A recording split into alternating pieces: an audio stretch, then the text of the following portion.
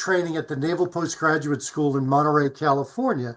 And the keynote speaker was the 2001 world champion. Now, Darren was funny, he was poignant, and he was inspirational. Now, I went there with the idea that I'd skip out because I didn't want to pay for lunch. And I ended buying $1,200 of products from Darren LeCroix. Nice. He was the first world champion I met several since then. But since that time, he supported District 4, District 101 many times. He's become a Toastmasters accredited speaker, a certified speaking professional at National Speakers Association, and through his company, Stage Time University, he brings together speakers, coaches, and world champions to take those who are interested to find their niche in the world of public speaking, professional speaking. So our Sergeant at Arms, who's not here at the present time, met Darren at the NSA conference on Influence Conference and sent me an email saying, we have to invite him to come speak with us. We invited him. He said yes. Here he is. You don't want to hear from me. Help me welcome Darren LeCroix and get paid to speak the 6 essentials.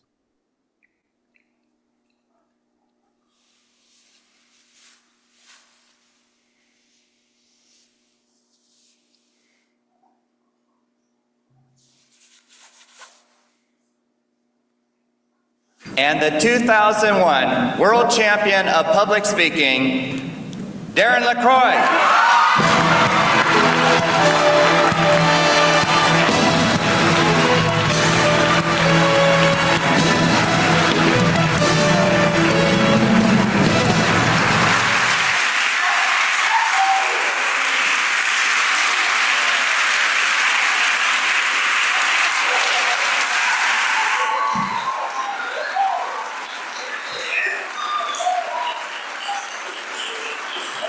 King Darren, your subjects would like to hear a few words from you.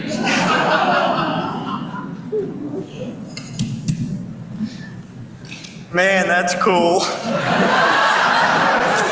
My first prayers, I asked God if the other 8 contestants could just go over time.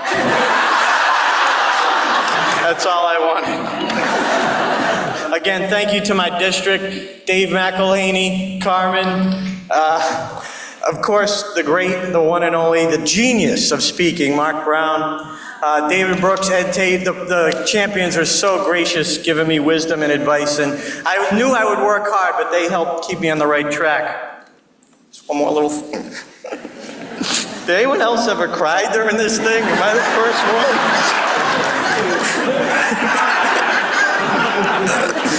Does that count as a gesture?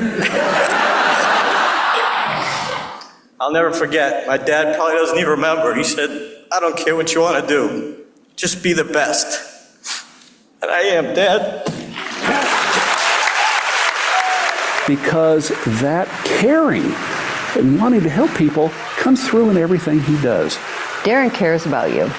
He's a mentor. And how to deliver a speech, how to write a speech. So it's just, I think you get the full package with Darren. Darren, as I said earlier, challenges you, and he wants me to get better. He wants me to grow. Someone just said, you're the world champion. What are you gonna do now? I'm going to Disneyland.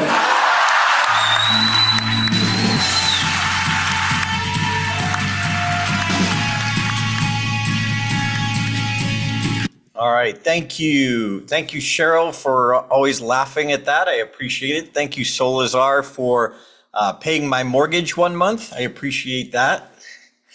It was an expensive lunch. But question, and I'd love you to just open your microphones for a minute here. And if you could, Solazar, just stop the spotlight just for a minute. I'd appreciate it. And I want to ask, I'm pausing the presentation, I'm pausing the training, and I want to ask you, physically raise your hand if you feel a little closer connection to me than you did 2 minutes ago before the video started.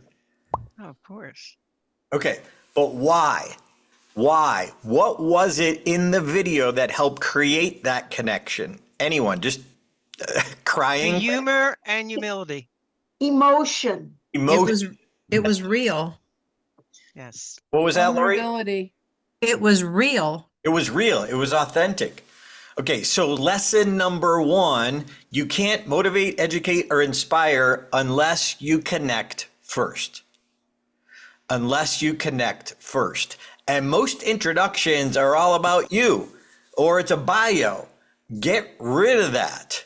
I'm gonna just on the fly here, Craig Valentine, how to ignite an audience.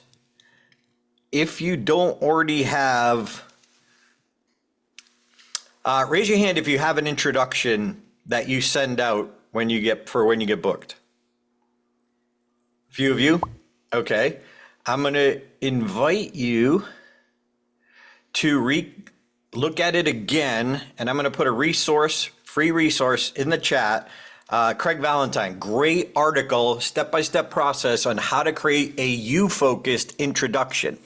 Now, most of the time when you get booked as a speaker, whether it's paid or for a fee, the person who introduces you is going to be more nervous about their 2-minute introduction than you are about your 45 or 60-minute speech. And it's an honor for them to do it. Like, okay, you've got to have one. I recommend it's got to be less than 1 page. Should be you focused, follow the Craig Valentine model, and print 2 and bring 2 with you, even if you send it in advance. Because I've had it happen, Cheryl, you've probably had this, Linda, where they put the introducer puts the introduction on the lectern.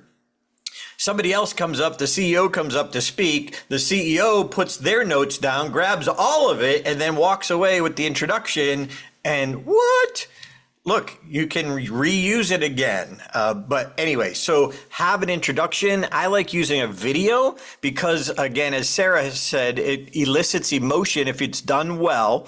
It took me a long time to get that video down to be able to keep people laughing and keep them engaged. So, but once I had it, I used the same intro. I'll be speaking next week at Caesars here for a big convention in Las Vegas, and I'm going to use the same introduction. Why? Because it works. So I encourage you, work in the background. And 2 things. Number 1, you can either, as that video is designed to connect you to me personally, or you can connect the audience to your subject. So if it's about overcoming the fear of speaking, you can use clips. Obviously, you got to make sure you have the rights to it. But make no mistake, having an introduction makes it easier for you to do what you're there to do. Any questions about that before we move on? Scanning.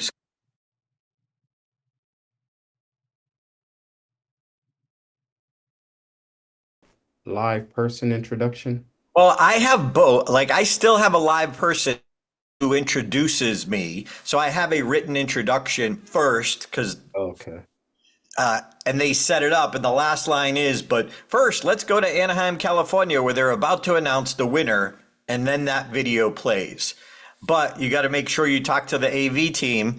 I embed it in my slides. So I'm on the side and I control it. I hit play on the slide. So it's embedded in my slides.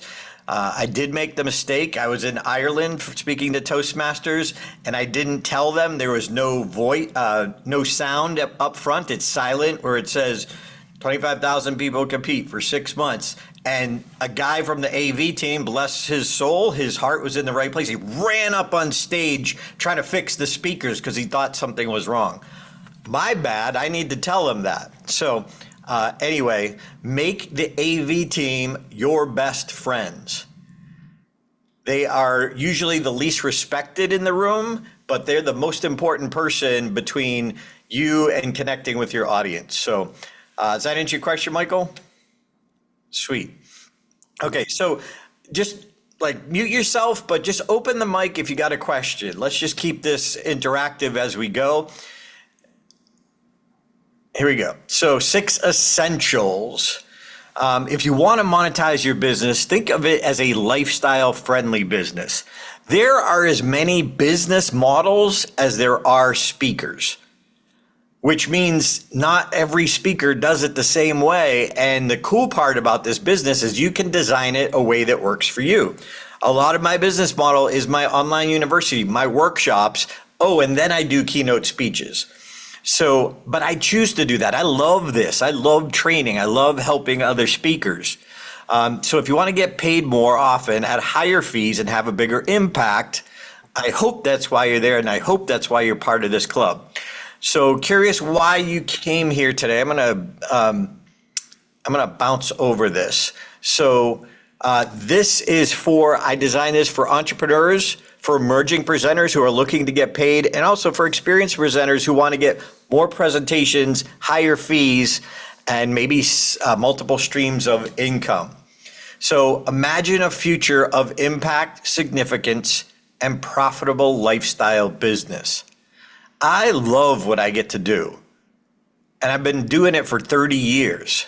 Now, for the first 10, I wasn't getting paid very much, but I still loved it. But it was the training ground, it was the foundation for what I get to do today. So if you want to get in front of more audiences, here's what I call the math to mastery. Effort. Now, when you are working on your presentations and getting booked for you, you put in the effort. I can't help you do that. I can inspire you. I can try and make it simple, but you are responsible for the effort you put into what you learned from this. When you're presenting to the audience, they're responsible for the effort that they put in based on what you say. I believe for the math to mastering anything, you need a proven process to follow. And for me, when I started in stand-up comedy, it was the Judy Carter book gave me I didn't know comedians had exercises to go through. I didn't know there was a process to go through. But that gave me something to do, and it was a proven process. It was recommended to me by a comedian when I asked him for advice. He said, get this book. So when someone is where you want to be, recommend something, do it. Don't overcomplicate it. And then qualified coaching. We need our Mr. Miyagi. We need that adjustment. We need that person we can go to for advice when we mess up, when we make a mistake, when we work on a new story. We still need some feedback. I still get coached. When I'm working on a new story, I get as much coaching as I can from qualified coaching. We got to be careful because everyone has advice, but a lot of people are regurgitating what they heard someone else say. We need to be super careful that we're listening to people who've been there and done that. So here's what I call 5 get paid to speak essentials. We're going to go through quickly. If you got questions, please, again, just unmute your mic and speak up, and we'll stop and dive in. So there's a ton of bad information out there. And unfortunately, people are trying to take advantage of you having a dream. And so they're trying to sell you. And I'm going to show you how to weed out the people who are really doing it and the people who say they can help you do it. I get it on LinkedIn. Linda and Cheryl, I don't know if you get it a lot, but we're going to help you. This is a literal screenshot.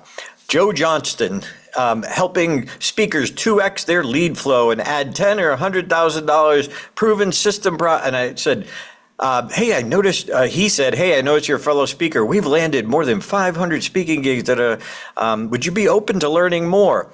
I'm like, what is your real speaking fee and how often do you speak per month? I'm just trying to find out if he's the real deal, because I'm also trying, because speakers are part of my client base, I'm trying to use examples like this to show them, be careful. Still not heard back from him. We got to be careful. You got to find the right mentors so you don't waste time and you don't feel frustrated. Jim Rohn, I love this. You probably heard this before, but apply it to what you're doing. The fact that you're part of this club is a great bonus. By the way, Solazar, I was trying to reach out to Maria. I'm like, Maria, I can't get in. She's in Mexico. I did not know that. Anyway, you are the average of the 5 people you spend the time with. Think about it. Who are you spending time with? Look, there's people here in this club, and a lot of them are like you trying to figure it out. Some of them, like Cheryl, like Linda, are doing it as well. Be careful. Make sure you're listening more to the people who are out there doing it, and surround yourself with more people who are doing it. When I first got started in the 1990s, I didn't know Brian Tracy, but I was listening to him in my car every day. Even though I didn't know him, I was spending time with him. I was letting his thoughts affect my thoughts. So this was me going to the first NSA convention, meeting one of my heroes, Zig Ziglar. And I'm in a breakout session, and at this convention, and there's a lady there, Cheryl, I don't know if you know her name was Bobby Gee. She was a legend several years ago. I remember, yeah. I don't know if she's still doing it now, but anyway, I'm in her session and she asks us, I'm in a breakout session. I don't have a message yet. I'm still trying to figure out. And she says, why should anyone listen to you? And I'm thinking, I don't know, lady. That's why I'm here. But that's where part of the figure out your message is, because why you? What have you done? What have you overcome? What have you created? I know a lot of speakers, and this is going to sound tough, but I'm giving you tough love because I got tough love and it was helpful. How can you help people do something you've never done? I see leaders who, I want to speak on leadership. Well, that's great, but what have you led? Where have you been a leader? Which that's one awesome thing with Toastmasters. You can be the club president. You can build your club like Lance Miller did. Build your club bigger, faster, and better than anyone else. Okay, it's a volunteer position, but you led. Toastmasters gives you that opportunity. So it doesn't mean you have to lead a big company, but you've got to lead something if you want to talk about leadership. If you don't know my backstory, right after 4 years of business school, I went for the American dream and I bought a Subway sandwich shop. This is sandwich shop number 1. And I was going to have 20 of them. I was going to be a multimillionaire. This is sandwich 1. I was right out of business school.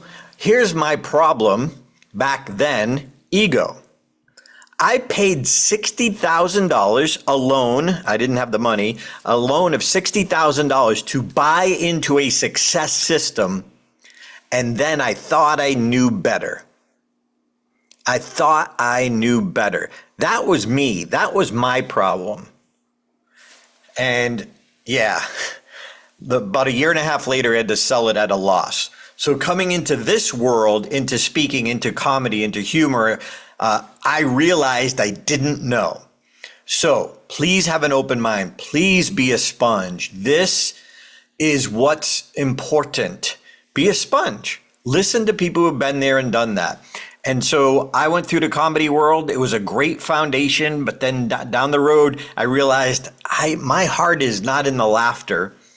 It's not in the ha-ha, it's in the aha. So I did both for many years. The Comedy Foundation gave me a great confidence to be in front of corporate presentations. But here's the habit that I learned from my mentors. Stage time, stage time, stage time. They said any day that you don't get on stage is a day that you don't grow. But don't I have to be good? No. You have to go up to get good. By the way, same advice I would give to you. You want to be a professional speaker? Stage time, stage time, stage time. Cheryl, you probably heard it. Linda, you probably heard it in NSA. I have people I'm mentoring and helping, and I just keep telling them, get to 100 speeches as quickly as possible. Get to 100. I don't care if they're free. I don't care if they're whatever. But you're going to learn some things along the way just because you're in that tough situation. The Rotary Club you're at, half of them fell asleep right after lunch. Listen, but guess what? If you can handle that, then a good audience is easy. It's like we have to prove ourselves. I had to prove myself in the comedy world in the B rooms in the back of a bowling alley before I would get the big comedy showrooms. Yes, Andrea. What would you say the time frame for that 100 speeches? As fast as you can. It's a great question. As fast as you can. You know, I mean, even if it's Toastmasters. Call, other, even if it's virtual, that's okay too. How many friends do you have in Toastmasters? Hey, I'm working on a speech. Does your club offer guest speakers? So it's not, virtual is good. To me, it's not as good as going to a Rotary Club, a Kiwanis Club, a Chamber of Commerce, a Women's Club. I did, my mom's Women's Club was one of my first speeches. It was free. But guess what? They're a lot nicer than the Rotary Clubs. But what you're going to learn is the more you get in front of an audience, the more you're going to work out your own little quirks. Because even if I gave you advice, world-class advice, tell your story in dialogue rather than narration, until you get a certain level of comfort, you can't even attempt that. So Toastmasters, that's why and thank you for the question too. When I came to Toastmasters in the comedy world, they told me any day that you don't get on stage is a day that you don't grow. And I was like, don't I have to be good? No, you got to get up there. And when I was in Boston, there was only 3 open mic nights in the whole city. One on a Monday, one on a Sunday, and I think one was on a Thursday at a bowling alley, something like that. So there's only 3 places a new comedian can get on stage. And there's 100 wannabe comedians in Boston. So it's really hard. So at the time I worked at Bose Corporation, the stereo speaker company. I sat at my desk and this company newsletter from Bose came across my desk about this thing called Toastmasters. I'm like, what's that? And I started reading. I'm like, hey, wait a minute. Here's a place I could get stage time during the day. Comedy clubs are only open at night. I could fail twice a day. Woohoo!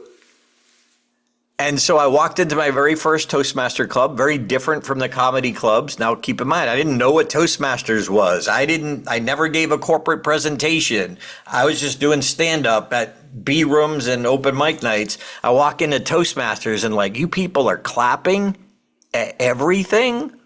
What? And I noticed the value right away. So I instantly joined 4 Toastmaster clubs because I wanted to quadruple my failure rate.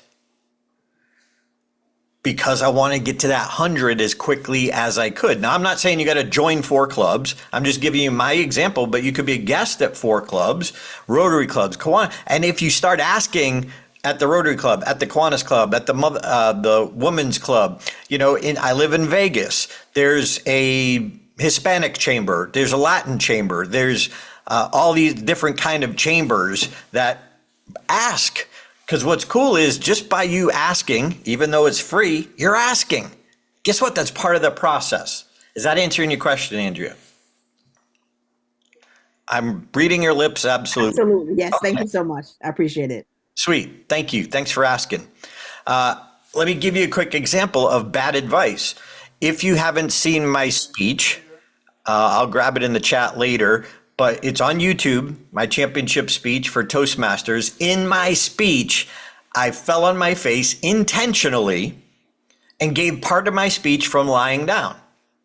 When I went to 22 live clubs, they didn't have Zoom back then, 22 live clubs, preparing for 23, which was the big stage in Anaheim, they told me this. This is the advice from well-meaning Toastmasters who had much more experience in a contest than me. They said, you were down too long, I was uncomfortable, you should get up sooner. You were down too long, I was uncomfortable, you should get up sooner. You were down too long, I was uncomfortable, you should get up sooner.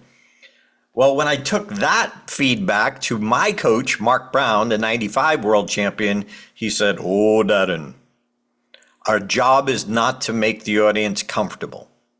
It's to make them uncomfortable so they do change. Stay down longer.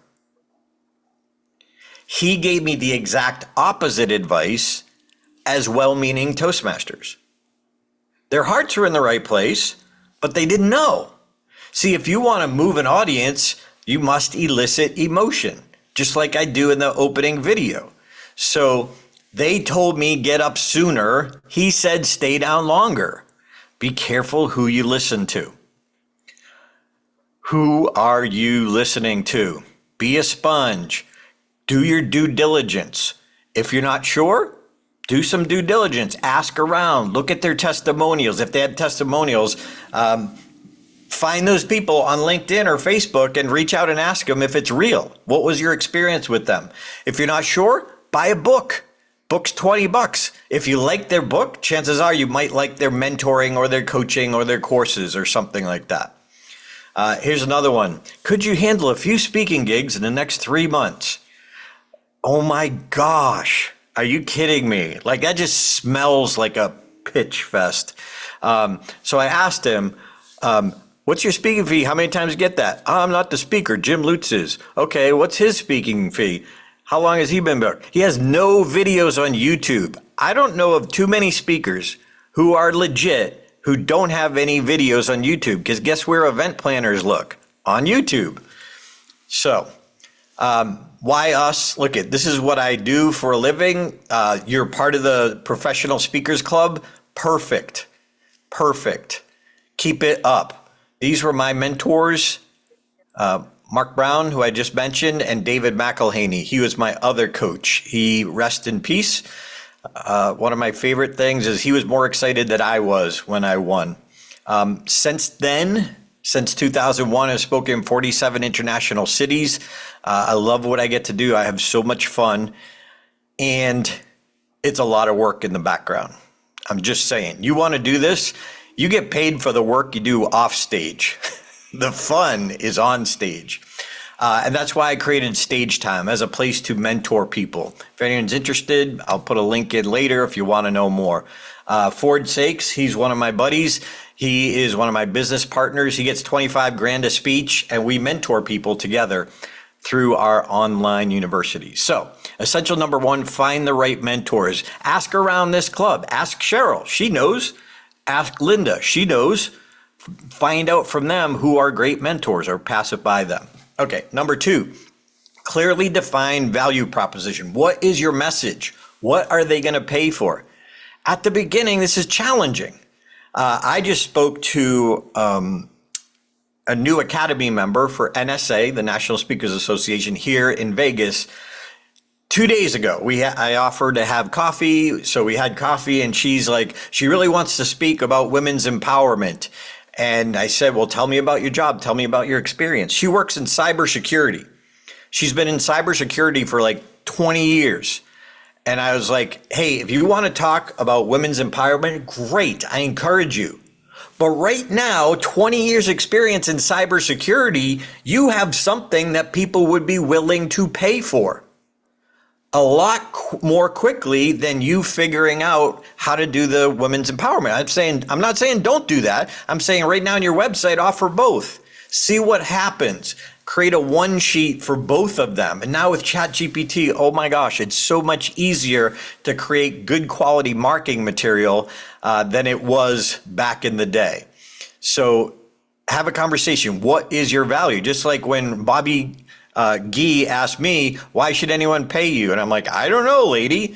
But the question led me to figure it out. I was a quiet, shy introvert who became a comedian. I didn't realize that was a story. I didn't realize that was credibility.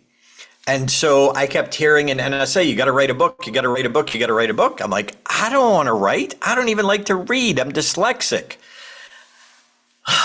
And then I got invited from my NSA president back in NSA New England, and he was writing a book, had Creative Differences, was a co-author, and he asked me, do you want to write a book with me?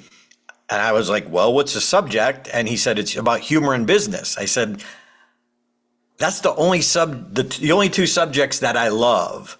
And I respected him and appreciated him. And I was like, okay, let's do this. So I created a book, but here's the key. At the beginning, how can I write a book if I haven't done it? So what I did is I went and interviewed people who use humor as part of their business plan. And so executives from different companies. Now, why would they listen to me? Because I can feed their ego. I can put you in a book. That's the only credibility I had. I was writing a book. I could put them in a book. And I got to sit down with the COO of Bose Corporation because he was known for using humor. I had one of his little sayings up at my desk to to shut up my boss when I was goofing around because it was about humor in the workplace.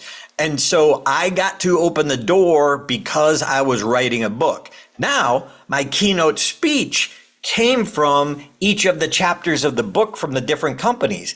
I used their credibility to transfer to me because I gathered the information.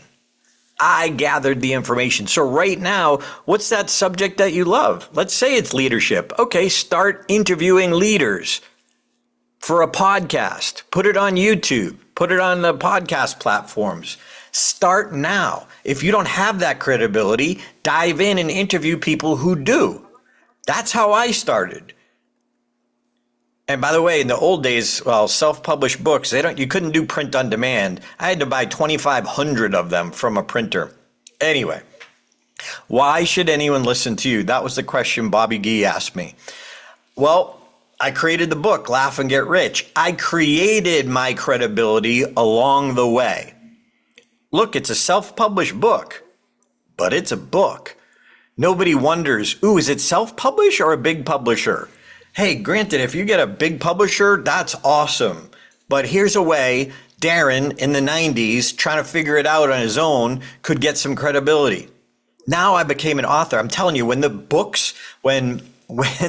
pallet truck backed up to I still lived at home because of my business failure. When the pallet truck backed up to my mother's garage and they put in pallets of books, because again, you couldn't do short run. And then mom had to pull her minivan out. So halfway through the winter, I've got Catholic guilt. I got to sell books so mom can put her minivan back in the garage. That's motivation. Thank you, Salazar. So is your message clear? You got to figure that out.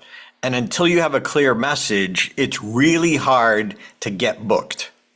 Now, for a freebie at the Rotary Club or Kiwanis Club, it's a little easier. But as you go up, the sooner you can get clarity on that message. And the clarity is, what's the problem you solve? If you're taking notes, there's two things that you can sell, quote unquote. And your speech is a sale. We'll get to that in a second. Two things. Number one, overcome a problem. People will pay for that. Or number two, give them an aspiration, something they desire. You give them a process. We need a better workplace culture.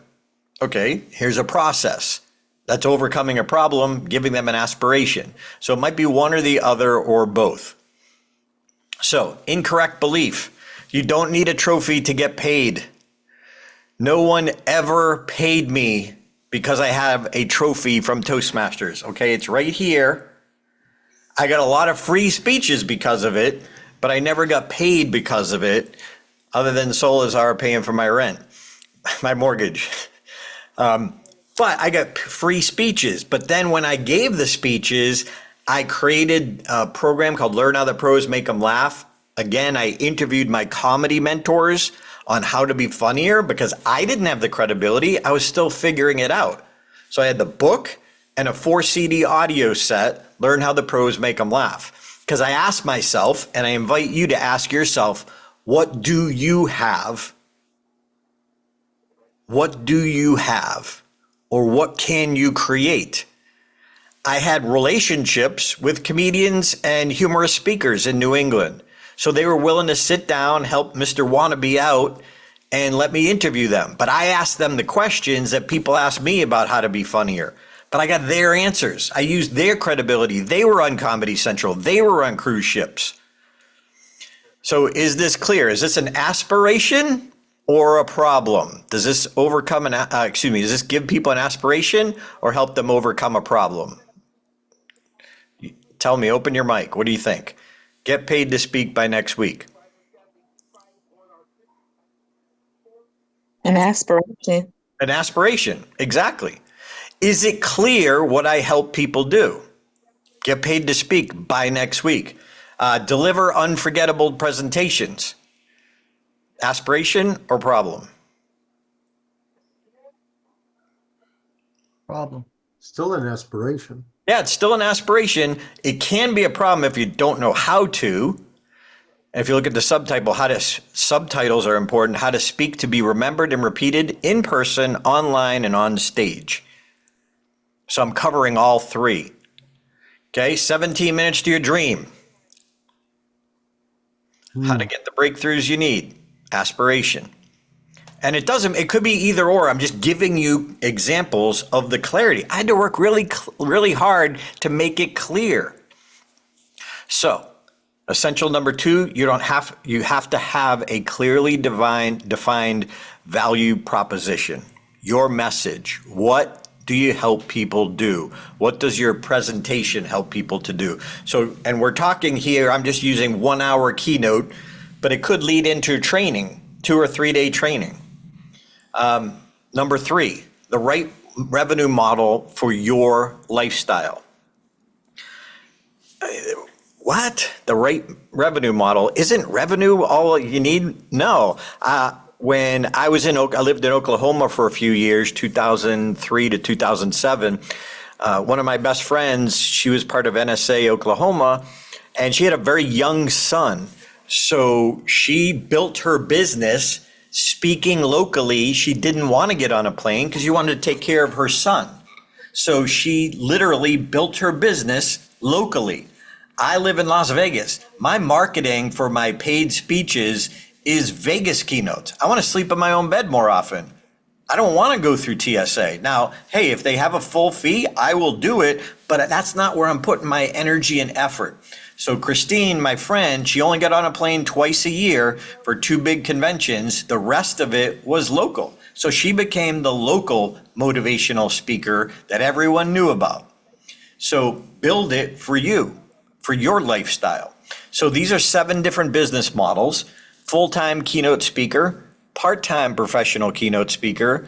There's salary-based. Mark Brown used to be a salary-based speaker, used to work for a company that paid him a salary and they sent him to schools. Sponsorship and grants. I have a few friends who do that. One, he is sponsored by a drug company and he speaks to cancer patients.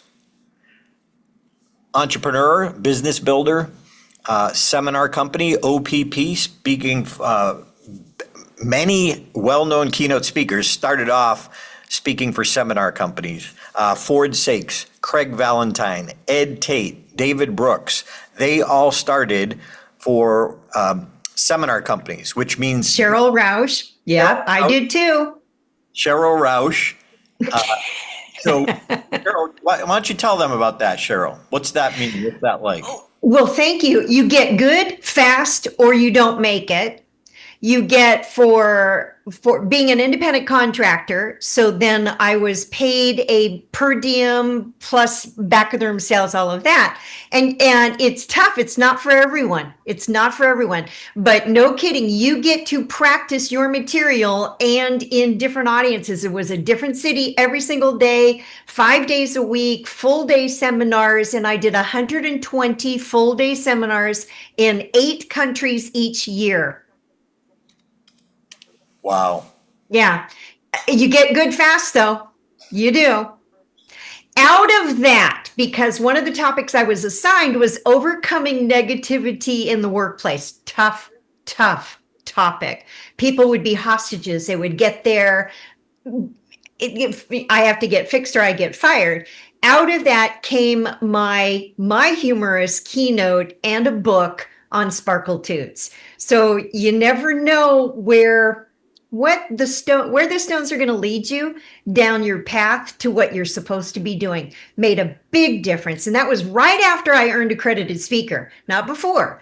After I was hired by 2 seminar companies and spoke around the world. Great experience, but boy, you get good fast. So as you're talking about 100 speeches quickly, no kidding. So yeah, and you learned a lot organically by just doing it, right? And about myself, and to become a road warrior, and what I would want to do, and how much I loved it.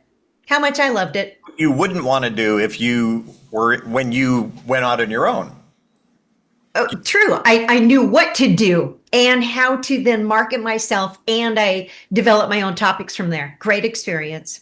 Sweet. Thank you, Cheryl. Mm-hmm. And by the way, always be willing to improv. And that isn't my world. That was Cheryl's world. So I brought her up to talk about it. So just pointing out what I did. By the way, I put my top 10 speaking mistakes, which is my free newsletter, and my top 10 mistakes live and virtual. If you want to grab that, go ahead. You can click it now and fill it out later. All right. So here's the success formula. What's your message? Who's your market? And what's your method? Why? Why you? Who can you help? Now, I understand you can help everyone, but everyone is a very expensive marketing plan. If your business is financial planning and you want to go towards financial planners because that's your background and you can help them, that is a better niche, more qualified. They're going to appreciate your expertise more than other people. Again, it doesn't mean that you can't take speeches from other markets, but it is hard to be known in all markets. That's why even me focusing on Vegas, I'm focusing on a city, conventions coming to Vegas. I'm not trying to be I can do a motivational speech anywhere. It could happen, but my goal is to focus on conventions coming to Vegas. So your who are you more qualified to help? If you want to speak to empowering women, okay, so women is your market. How are you going to reach them? Is it social media? Is it paid ads? How are you going to get in front? How are you going to let event planners know? This seems very straightforward, but most people do not go this route. But what's your message? Who is it for? Who is it best suited for? Let me say that. And then what's your method? How are you going to let them know? All right, here's how this works. There's an audience. There's a convention, there's a conference, there's a company. There's an event planner. The event planner works for this audience. So maybe it's a company and the event planner works for the company. Maybe it's an association and the event planner works for the association. But get your mind around this. This is how it works. That audience in that industry has challenges. That event planner's job is to help them overcome the challenges. Remember, we talked about problem that you solve. So they're searching for people who can solve their problems. Not all problems, their problems. That's why when you can get target in on your specific audience, you need to know what is their problem and how do they phrase it? What's their terminology about the problem? Because they use different modalities or different words for different things, for customer service or company culture. What do they call it? So your marketing materials can reflect the language that they use. So they need solutions. So their job is to find solutions. That's why your job is to find people who are seeking those solutions. There's an event date, okay? I'm speaking at a conference next Wednesday here in Vegas. Trade show, contractors, electricians, plumbers, not my people. However, that's what I got booked for because they're in Vegas. So they have to promote this event. So the event planner has this window of decision that they have to start promoting it. So right now, talking to the event planner, they're already searching for speakers for next year for the convention that's happening next week. Why? Because they want to promote it at this conference for next year to get some signups right away. So they have this window of decision that they must decide. Well, they gather options. Right now, in the past month, they've been talking to the event planner. They've been gathering options. If they know about you, then you're an option. If they don't know about you, you're not an option. It's our job to be in front of them during the window of decision. So what do you need to do? Your job is to create awareness, who you can help and how you can help them. Now, I know I'm kind of throwing a lot at you. I know there are people at different levels here, but I want to at least get you to have the big picture to help give you some focus. So again, essential number 3, you have to have the right revenue model for you. If you ask me what most of my income is, I'm a trainer. So I have online training and I have events. Keynote speaking is like a bonus. It's another stream of revenue. It's not my main stream of revenue. So I don't focus on it as much, but I have that plate spinning in the background. All right, number 4, you got to be great on stage. Your number one marketing tool is how good you are on stage. Understand that. Your speech is your marketing. Now, obviously, we need to get on stage first, but let me give you this idea. I got invited to do a breakout session for Wells Fargo, and it was low fee and it was just a breakout. I happened to have the date open and I thought, you know what? They're going to have the greatest breakout session. I'm going to deliver a breakout session that everybody talks about. How do I do that? So I was speaking about storytelling for business. So I sat in on all the other sessions, the main stage sessions where the CEOs were presenting and telling stories. So in my session, I talked about all of them and how they could have done it better. Well, I was doing 3 breakout sessions, the same breakout session. All of a sudden, more and more people started coming to see me because they wanted to hear me talk about those executives. Well, that one low fee led to 3 full fees because your number one marketing is how good you are when you're on stage. Again, get to 100, just like Cheryl said. When she did that many speeches that often, all those trainings, oh my goodness, you get better naturally. Impact comes before dollars. When you can rock the house at the local Rotary Club, the Kiwanis Club, the Women's Club, they're going to talk about you. They have friends who work at companies. Some of them work at companies. So don't just show up, like rock the house. So number 4, you have to be great on stage. Number 5, you have to have a kick butt demo reel and digital footprint. When people hear about you, they're going to research you. They're going to Google you. Google yourself. See what comes up. You might not like what you see, but now you just got to get more better stuff in front of them. And I know more better stuff isn't good grammar, but you got my point. Fish where the fish are. Where does your industry gather? If I'm trying to reach Toastmasters to fill my events, I'm probably going to find more of them on Facebook. If I'm trying to reach executives or event planners, I'm probably going to find them more on LinkedIn. So fish where the fish are. It's your job to not only know the niche, the industry, but also where they gather. What are their newsletters? Read their newsletters. Write for their newsletters. Do you do it on LinkedIn or Facebook? It depends. It depends where your fish are. It depends where the event planners are. And by the way, if you're just getting started, going locally, go and visit a Rotary Club. Go and visit a Kiwanis Club and then ask, who's in charge of programming? When you're there in person, you're going to make a lot more progress than you would on a phone or with an email. So my one sheet, one of the essential tools, but notice my branding. So I have one of my agents said, I could book you all day long in Vegas if you had a Vegas themed keynote. So I took my 17 minutes to your dream book and keynote and I turned it into all in. It's pretty much the same speech. But if I'm going to be in front of corporations, they don't want people dreaming because they're dreaming of working somewhere else. And that's also not a Vegas theme, 17 minutes to your dream. But all in is. So look at my one sheet. And take a screenshot of this if you want. Your one sheet, your writing, you should talk about the problem first, then you agitate it.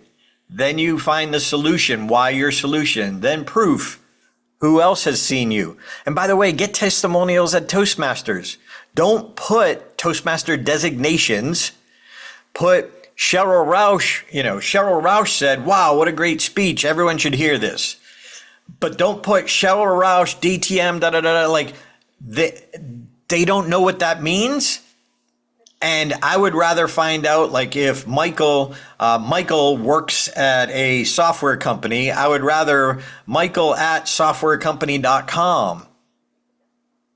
Okay. And then the call to action, which is call you. But notice, check out my demo reel. We'll show you that in a second. But notice that if you go to any of my different social media platforms, it's the same branding: Twitter, YouTube, Facebook. I'm being direct. I'm being specific, and I'm being clear. This is what I talk about. Here's the demo. Holding your conference in Las Vegas? Go all in. How do the world's most successful leaders, teams, and organizations reach their goals, overcome challenges, and conquer uncertainty? They go all in. All in, the perfect Las Vegas keynote. But do you know the stories behind Las Vegas? The Sphere. They went all in and changed the Vegas skyline. But did you know the science behind the largest spherical building in the world? Did you know one decision helped make the Vegas sign iconic? Did you know they risked $350 million to relocate the Raiders to Vegas? Guess what Forbes valued the franchise at the very next day? Classic all-in Vegas stories. I've never seen a keynote speaker come into So that is a demo video. Now, I worked on that for months. And don't compare yourself. Thank you, Andrea. Don't compare yourself to that. Let it inspire you. Let it give you ideas. Right now, if you don't have any footage, you can get footage with your camera, with your phone, sitting there, setting up a nice little background, talking just off camera, talking about your subject. You don't need big technology right now. Just get started. Just get something where you talk about the problem that you solve. Problem, agitate, solution, credibility, and then call to action. Hey, if you're putting together an event and you're looking for the ultimate customer service experience, call me. Whatever your message is. And I know we're kind of winding down here time-wise, so create awareness on who you can help. Again, number 5, you have to have an engaging digital footprint, a kick butt demo, but for starters, have a one sheet. Have a one sheet with ChatGPT or basic AI. Even if you not totally skilled yet, you could have a decent one, and that becomes also copy that you put on your website. So Solazar, that's what I got for now. I will pop something in the chat if somebody wants to work with me or mentorship from me. I will pop that in the chat. Darren, are you open to more questions from the floor? Absolutely. I have a hard stop at the half hour. I have to speak to my NSA Academy, so you get 28 minutes to ask questions. Okay, so anyone just follow Darren's guidelines from earlier. Unmute yourself, ask your question. You're also welcome to raise your virtual hand. Darren, what is the best way to approach Kiwanis, the Lions Club, Elks? I have spoken at Rotary once, but I want to get out there in the other ones too. So Sure. How to find the people that I ask if I can. Sure. So Sarah, what's your subject? Oh boy, I've got like 3 different one sheets right now. Okay. Just give me the certainly travel is one of them. Just in a very broad. I wish I had them in front of me to reference. Another is I've got good news for you. How to find optimism in a very difficult news climate. And then there was, oh gosh, sorry, I wasn't prepared to. That's okay. That's why we're here. Those, Lessons to everyone. the safari, the bush wisdom, lessons I learned from traveling on safari in Africa. And that's when I did that at Cannery Row Rotary, and they enjoyed that. So I think those are at least three that And I'm working with. this for everyone, what you would do is look at their website, look at how they serve their members, what's their mission? Oh, okay. You know, what's their mission? So if it's a chamber of commerce, it's to help business people. I don't remember the missions of the different service clubs, but look at your titles, look at their mission, and how can yours tie into that? Okay. You know, the safari one probably seems the most interesting and easily transferable.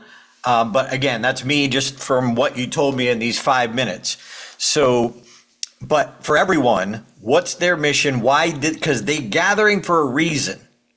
What is the reason they're gathering? And a lot of them have like foundations that they support. So when I spoke at a Rotary convention, 17 Minutes to Your Dream, but I donated $10 from each of my book to their foundation. Oh. Whenever you donate to their foundation, that's a huge plus. You know, they love that. Oh, you're going to do that? Oh, okay. But remember, what are their members? Why do they gather? How can you help them?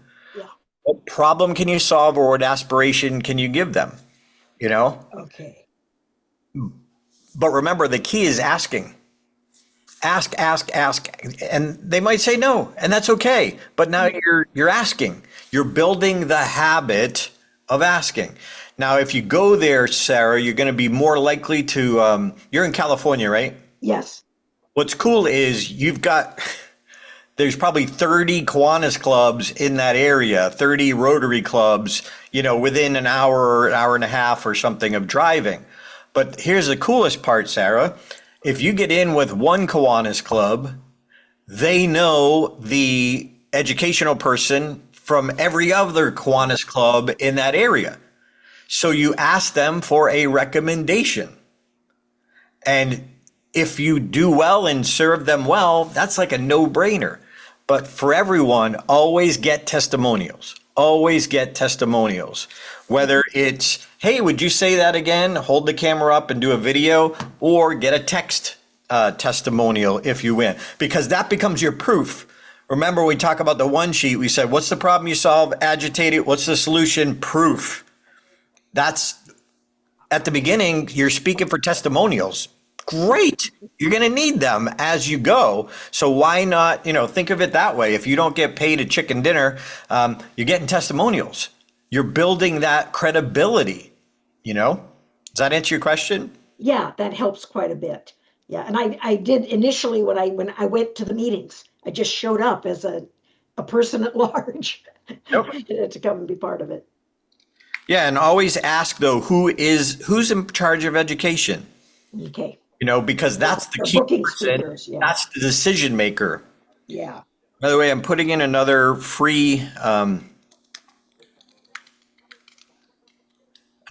resource for my unforgettable presentation. So it's a 59-minute resource about the skill. Andrea. Quick question. What are your thoughts on organizations that ask you to pay to present at their function? I'm personally not a fan. However, it depends. But what you would do, Andrea, is do your due diligence. I know some big NSAers who, one guy specifically who pays to play at a CEO convention. But those are decision makers that could hire him. So you got to ask yourself, is it worth it? Are there people there who could hire me? But if you're still figuring it out, I would not pay yet. But what you would do is ask the event planner, well, who did you have last year? And then find them on Facebook or LinkedIn and reach out to them and say, was it worth it? Did you get any spin-off business? I would be really leery of paying for something like that. If you're, are you still getting started, Andrea? I'm sorry? Even if it's say if I'm looking for it for the exposure. Well, how much When they say paying, no, when they Oh, you mean the dollar value? It was $6.99. 699, and that's the exposure to who?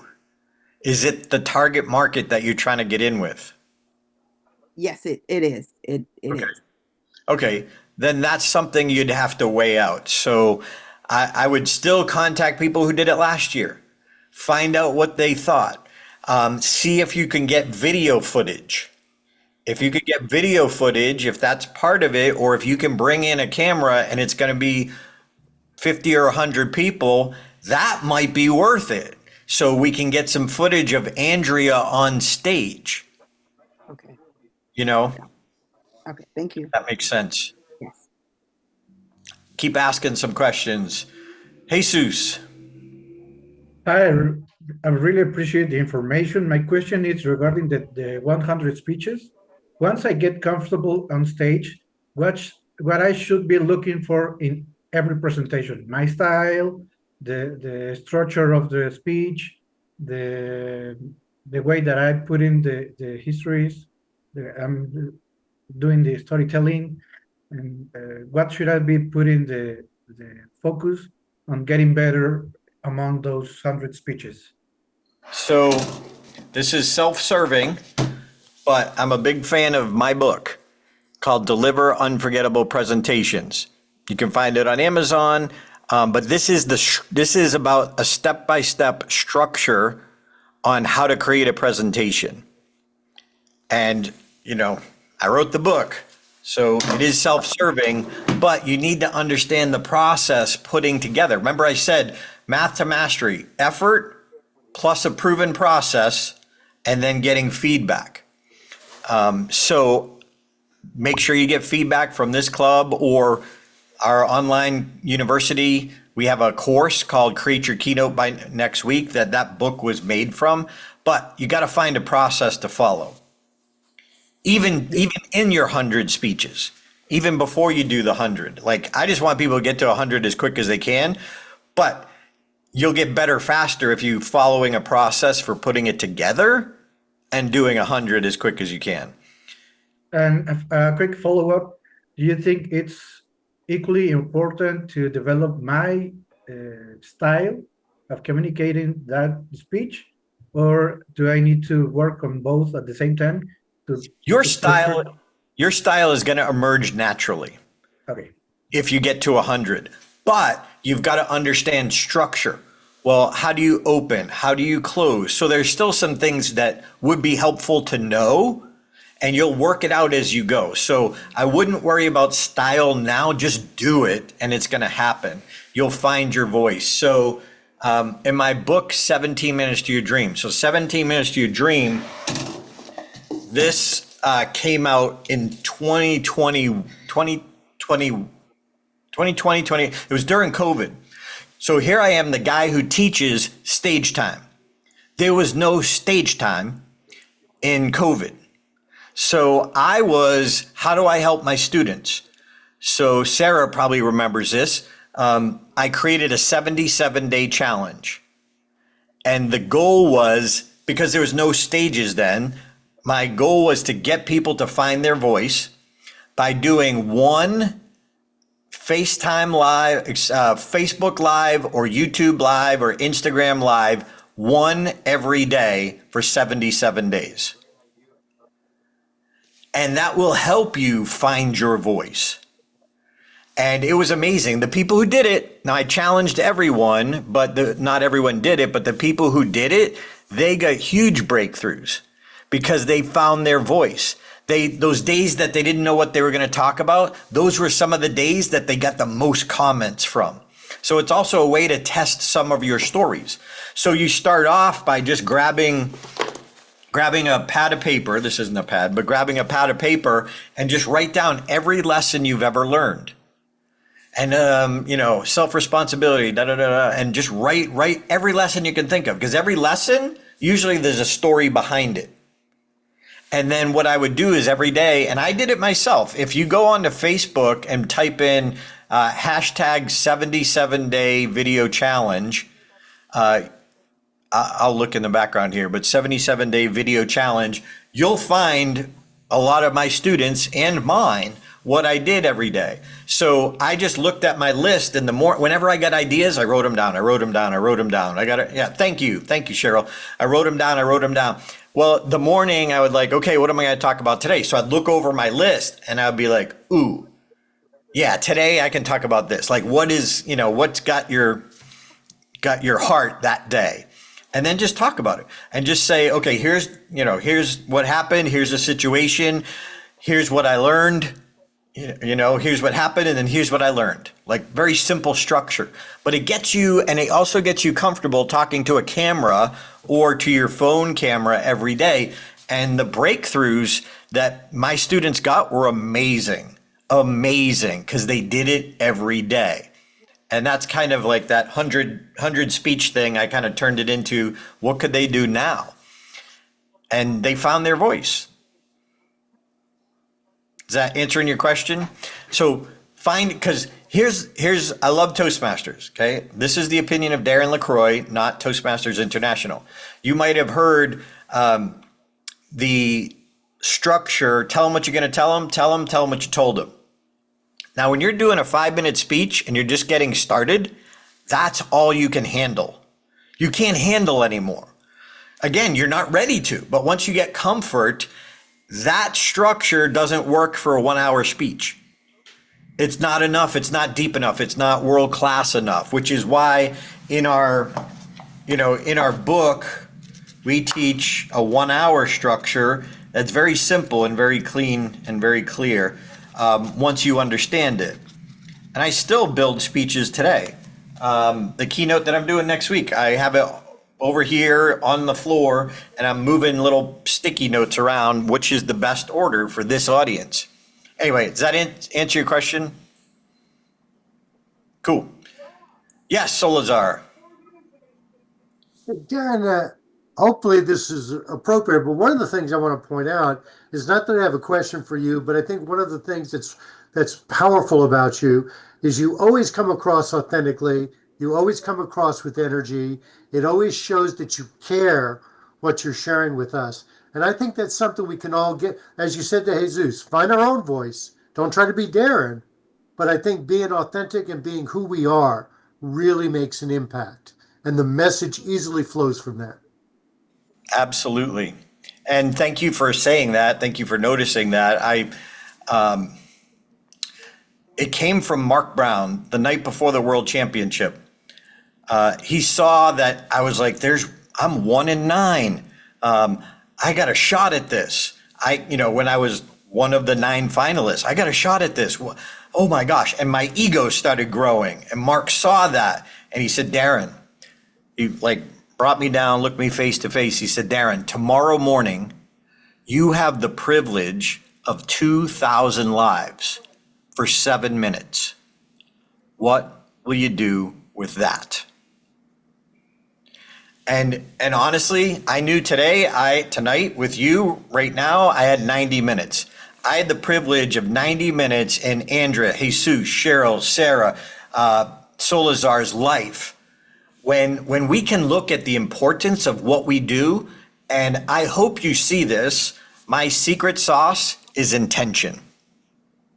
I don't know everything, but you're going to get the best of what I learned in this time for this subject in this medium being virtual. So I have a question.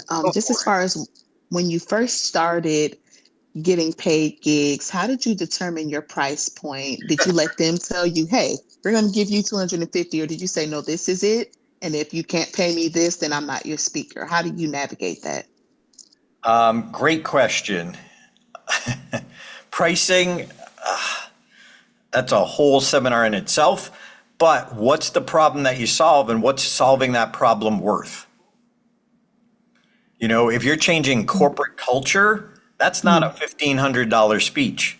You're changing corporate culture, So my very first paid speech, I started in stand-up where I was getting $50 a set, but I heard in corporate that they pay a lot more. I mean, a lot more. And so my first paid speech came as someone who saw me at a breakout session at a Toastmasters convention, and they said, we want you to be a speaker at our convention. And she asked me, it was a fellow Toastmaster, what do you charge? I was like, and I'm calculating in my head as fast as I could. I said 75. 50, 75, that's like 25% more. And her face went flush, and I'm like, 65. I thought I was being greedy, and turns out the comedian who got the same keynote speech the year before got $1,000. Thanks. But my personality, my self-identity, I couldn't have ever charged $1,000 at that point. I grew into it, don't get me wrong, but it took me a while. And so start where you're at. Start, even if it's free for everyone, my opinion, you should say $1,500 to begin with. You can always negotiate down if they only have an honorarium of $200, but your fee, you have to establish your fee. So the fee range is like $1,500, $2,500, $5,000, $7,500, $9,000, which is weird, and then goes to like $15,000. So anyway, I don't know if that helps. I have to show this real quick, Solazar. So this is the people that did my challenge, the challenge of doing one video a day. Here's what they said. Here's the breakthroughs they got. I don't think that anyone was more scared than I was. So I've gained a couple of new clients out of it. It really gives you that momentum in your business and in your life. The accumulation of that effort and that energy that starts to help you see results. I screwed up royally the first one. In fact, I will tell you what I did. I thought I had hit record, or I thought I had hit the stop record button, but apparently on Facebook you have to hit 2 specific buttons. Thanks for your support. You are my game changer #1. See you tomorrow. Oh, God. I thought I ended it. And everyone saw it. Everyone. And guess what? I didn't die. Nobody made fun of me. Everyone laughed with me, not at me. And it gave me the courage to do it again the next day and to have a laugh about it. I laughed about it the next day. Hey, did you see yesterday's? Go look, because it was terrible. And I guaranteed it'll make today's look even better. And you have to just have fun with it. You will see that growth. It led me to a dream job. It led me to my podcast, and it led me to my YouTube. And it would have not have happened. None of it would have happened without the encouragement of Darren. They saw where I started, and they saw how I was improving, and they wanted that for themselves as well. It's doable. There's no way I could have done that if I had not done this challenge. No way. So I challenge you.